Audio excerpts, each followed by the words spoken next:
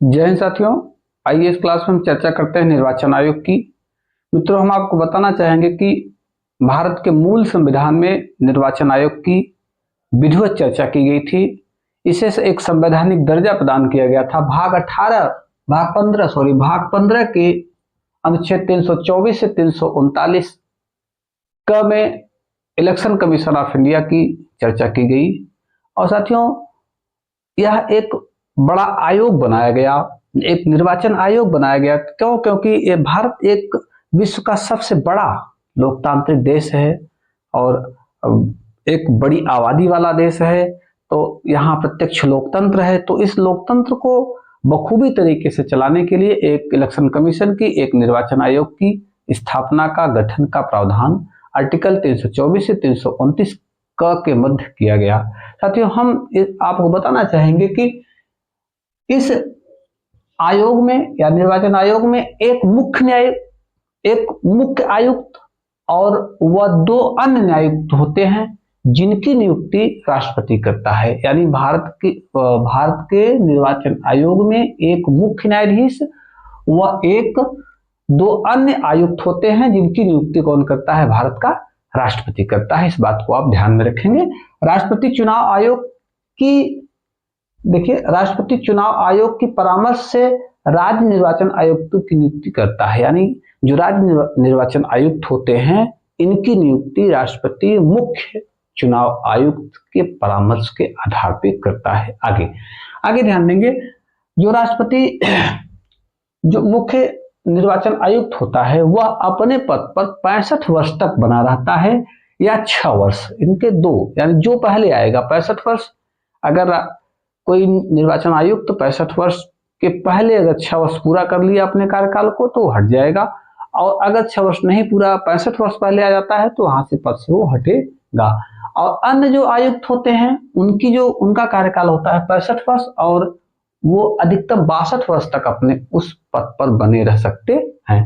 आगे हम आपको बताना चाहेंगे कि इन्हें, यानी निर्वाचन आयुक्तों को जिस तरह से मुख्य जो न्यायाधीश होते हैं उच्चतम न्यायालय के, जिस तरह से उनको हटाया जाता है, यानी महाभियोग जैसी प्रक्रिया से, वैसे निर्वाचन आयुक्तों को हटाया जाता है। इसलिए इस बात को आप बखूबी जान लीजिए कि निर्वाचन आयुक्त शक्तिशाली होता है। उसे हटाने की जो प्रक्रिया होती है वो टफ होती है। इसलिए एक ताकतवर संस्था होती है, एक ताकतवर व्यवस्था होती है। और इसके पहले राष्ट्रपति को लिखित त्यागपत्र के माध्यम से, यानी मुख्य निर्वाचन आयुक्त सहित जो अन्य निर्वाचन आयुक्त हैं, वो राष्ट्रपति को अपना त्यागपत्र देते हैं। और इनको हटाने की प्रक्रिया भी हमने आपसे बताया कि इनको हटाने की जो प्रक्रिया है वो कैसे होती है, मुख्य उच्चतम न्यायालय के मुख्य न्यायाधीश की भांति। आगे देखेंगे निर्वाचन आयोग का कार्य। देखिए, निर्वाचन आयोग का जो मुख्य कार्य होता है वो होता है क्या? राष्ट्रपति का चुनाव करना, उपराष्ट्रपति का चुनाव करना, संसद के दोनों सदनों यानी लोकसभा और राज्यसभा के सदस्यों का जो है निर्वाचन करना, और राज्य विधानमंडल यानी विधानसभा और विधान परिषद के सदस्यों का स्वतंत्र एवं निष्पक्ष चुनाव कराने का कार्य किसका होता है? चुनाव आयोग का होता है, निर्वाचन आयोग का होता है। साथियों, आगे हम आपको बताना चाहेंगे अगला जो इसका कार्य होता है वो होता है निर्वाचन क्षेत्रों में परिसीमन बनाना। क्या बनाना? परिसीमन, चुनाव क्षेत्र का सीमांकन करना, यही परिसीमन होता है। अब तक जो है 4 परिसीमन हो चुके हैं, 1952 में, 1963 में, 1973 में और 2002 में। अब तक 4 परिसीमन आयोग का गठन निर्वाचन आयोग द्वारा किया जा चुका है। निर्वाचन आयोग का अगला जो महत्वपूर्ण काम होता है वह मतदाता सूची तैयार करने का काम होता है। साथियों, यानी निर्वाचन आयोग क्या करता है? वह मतदाता सूची को तैयार करता है। भारत का प्रत्येक नागरिक जिसकी उम्र 18 वर्ष हो चुकी हो, उसे मतदाता सूची में शामिल करके उसे जो है वोट देने का अधिकार प्रदान करने का काम निर्वाचन आयोग का होता है। आगे राजनीतिक दलों को मान्यता प्रदान करना, यानी भारत का जो निर्वाचन आयोग है वह राजनीतिक दलों क्या करता है? मान्यता प्रदान करता है। और यह भी निर्धारित करता है कि कौन सा दल राष्ट्रीय दल है, कौन सा दल राज्य दल है, कौन सा दल क्षेत्रीय दल है। इसके लिए वो औपचारिकताएं या इस तरह के उनके न्यूनतम वोट बैंक, न्यूनतम उसके सदस्यों की संख्या, सीटों की संख्या, ये तमाम बातों का निर्धारण कौन करता है? निर्वाचन आयोग करता है। आगे हम आपको बताएंगे कि राजनीतिक जो दल होते हैं इन्हें चुनाव चिन्ह प्रदान करने का काम किसका होता है? इलेक्शन कमीशन ऑफ इंडिया का होता है। इन्हें चुनाव चिन्ह प्रदान करने का काम होता है।